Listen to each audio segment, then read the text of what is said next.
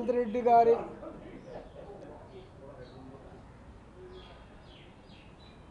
రెడ్డి గారి నాయకత్వంలో తెలంగాణ ప్రజలు శాంతి లేకుండా ప్రశాంతత లేకుండా ఎప్పుడు ఎవరి ఇల్లు కూలగొడతారో, ఎప్పుడు ఎవరి భూములు గుంజుకోబడతాయో, ఎప్పుడు అణగారిన వర్గాల మీద దాడులు జరుగుతాయో బిక్కుబిక్కుమంటూ బతికే పరిస్థితి వచ్చింది. ఆనాడు ఆంధ్రప్రదేశ్ రాష్ట్రం నుంచి మొదలుపెట్టి ఇవాళ తెలంగాణ వరకు 70 సంవత్సరాల కాలంలో రేవంత్ రెడ్డి లాంటి ముఖ్యమంత్రి కనుక ఉంటే ఇవాళ హైదరాబాద్లో కొన్ని వందల బస్తీలు ఏవైతున్నాయో ఇవాళ ఆ వందల బస్తీలలో నివసించేటువంటి పేదలు ఉండేటువంటి ఆస్కారం మీద లేకుండే. ఇవాళ మనం చూస్తున్న వాజ్పేయి నగర్, వెంకటస్వామి నగర్, అంజయ్య నగర్, బద్దం బాలరెడ్డి గారి నగర్, టైగర్ నరేంద్ర గారి నగర్, ఇలాంటి బస్తీలే ఉండకుండా పోతుండే. ఆనాడు హైదరాబాద్కి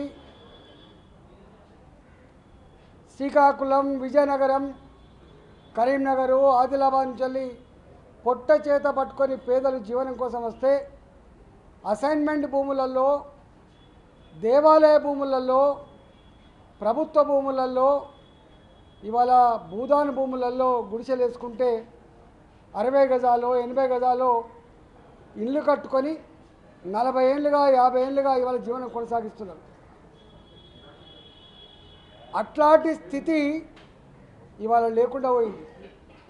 ఖమ్మంలో భూదాన్ భూములలో ఏ పేదలైతే ఖమ్మం పట్టణానికి బతకడానికి వచ్చిందో అలాంటి వాళ్ళు గుడిసెలు వేసుకొని రేకుల షెడ్లు వేసుకొని జీవిస్తూ ఉంటే అకారణంగా చెంపా పెట్టకుండా నోటీసులు ఇవ్వకుండా ఇవాళ ఇంటికొక డీసీఎంని లారీని పంపించి యుద్ధ భూమిని తలపించే పద్ధతిలో 10,000 మంది పోలీసులను పెట్టుకొని ఆ ప్రజల మీద చేసిన దాడి, ఆ ఇల్లు కూలగొడుతున్న తీరు, అక్కడ మహిళలు కన్నీరు పెడుతున్నటువంటి పద్ధతి, ఇవాళ పిల్లలు కూడా మా ఇల్లు కూలగొట్టకండి అని చెప్పి వాళ్ళు కార్చిన కన్నీళ్ళు సాక్షిగా ఇవాళ యావత్ తెలంగాణ సమాజం అంతా కూడా సిగ్గుతో తలదించుకుంటా ఉంది.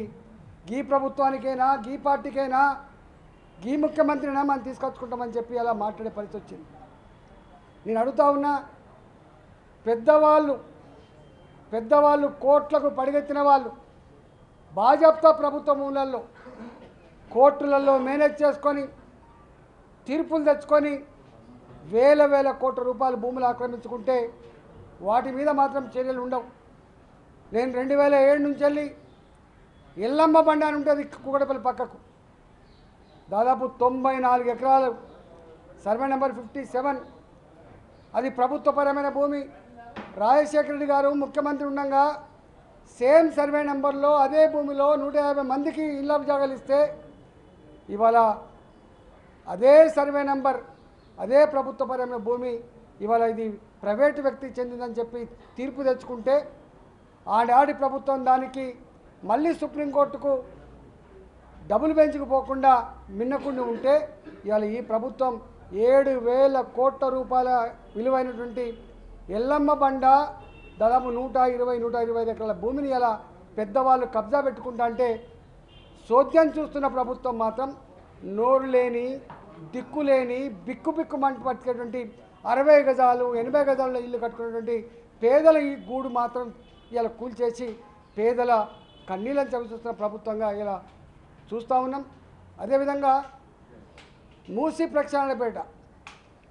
నది ప్రక్షాళనపేట కొన్ని వేల ఇళ్ళు కూలగొట్టే ప్రయత్నం చేసిన నాడు ఇది తగదు, మీరు మూసీ ప్రక్షాళన చేసుకోండి, మాకు బాధ లేదు, కానీ దాని పేరిట వందల ఎకరాలలో ఉన్నటువంటి ఇళ్లను కాలనీలను కూలగొట్టి మీరు సుందరీకరణ పేరిట వాళ్ళ కళ్ళల్లో మట్టి కొట్టి మీరు మల్టీప్లెక్స్ నిర్మిస్తా అంటే మాత్రం తగదని చెప్పి ఆనాడు చెప్పి కొట్లాడినాం. మేము 3 నెలలు మూసీకి వ్యతిరేకంగా కొట్లాడినాం.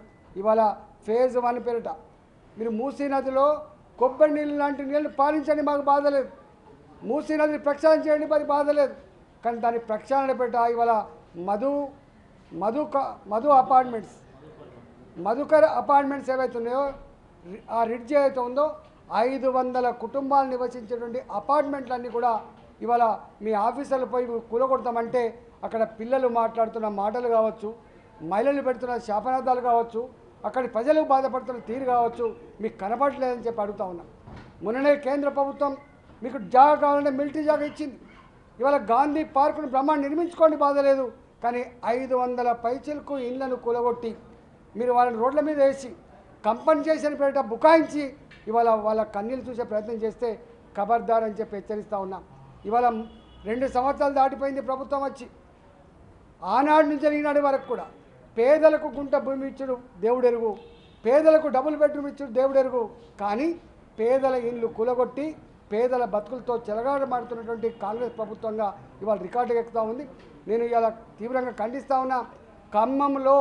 ఖమ్మంలో ఇవాళ 15 ఏళ్ళుగా 20 ఏళ్ళుగా ఎవరైతే భూములలో గుడిసె వేసుకున్నారో ఇలా 60 గజాలు జాగియకుండా 80 గజాలు జాగియకుండా వాళ్ళ బతుకులలో మట్టి కొట్టినట్టు కాంగ్రెస్ ప్రభుత్వం తప్పకుండా మూల్యం చెల్లించక తప్పదని చెప్పి హెచ్చరిస్తూ ఉన్నా. దీన్ని నేను తీవ్రంగా ఖండిస్తూ ఉన్నా. తక్షణమే వాళ్ళతో మాట్లాడి వాళ్ళకి ఇల్లు జాగాలు ఇవ్వాలని చెప్పి నేను డిమాండ్ చేస్తూ ఉన్నా. అదేవిధంగా ఈ మధుకర్ అపార్ట్మెంట్స్ ఏవైతే ఉన్నాయో వాళ్ళ జోలికి పోకుండా మీరు కేంద్ర ప్రభుత్వం ఇచ్చినటువంటి జాగాలో మీరు 60 ఎకరాలలో బ్రహ్మాండమైన పార్క్ కట్టుకోండి తప్ప ఇంకోటి కాదు. నేను ఇంకొక మాట కూడా అడుగుతా ఉన్నా.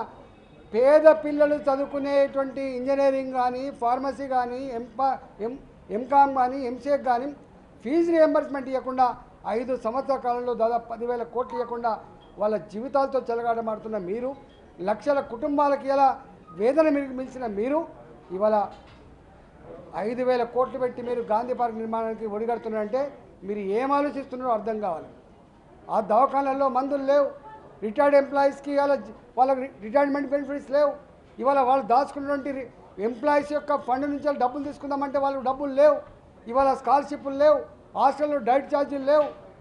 ఇవన్నీ ఇట్లా ఉంటే పైసలు లేవని చెప్తూనే, అప్పుల పాలైనామని చెప్తూనే, ఉత్త చేపకి చిప్ప చేతికి ఇచ్చామని చెప్తూనే మీరు మాత్రం గాంధీ పార్కు కోసం ఇల్లు కూలగొట్టి 5,000 కోట్ల రూపాయలు ఖర్చు పెడుతుందంటే మీ చూపంతా కూడా ఎటువైపు ఉందో దాన్ని బట్టి అర్థమవుతూ ఉంది.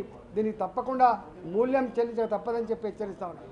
అదేవిధంగా మహబూబ్ నగర్ జిల్లా నార్ కర్నూలులో జరిగిన దాడి, ఇవాళ దళిత అమ్మాయి రజక అబ్బాయి వాళ్ళు పెళ్లి చేసుకుంటే ఒక చిన్న పిల్ల గుళ్ళకు పోయినందుకు అక్కడ ఉన్నటువంటి పెత్తందారులు చిన్న పిల్లను వాళ్ళ కాళ్ళ మీద పెట్టి నన్ను కొట్టకండి, నన్ను చంపకండి అని చెప్పి వేడుకున్నా కూడా కనికరం లేక ఇవాళ వాళ్ళ దెబ్బలకు, వాళ్ళ తన్నులకు అమ్మాయి చనిపోయింది.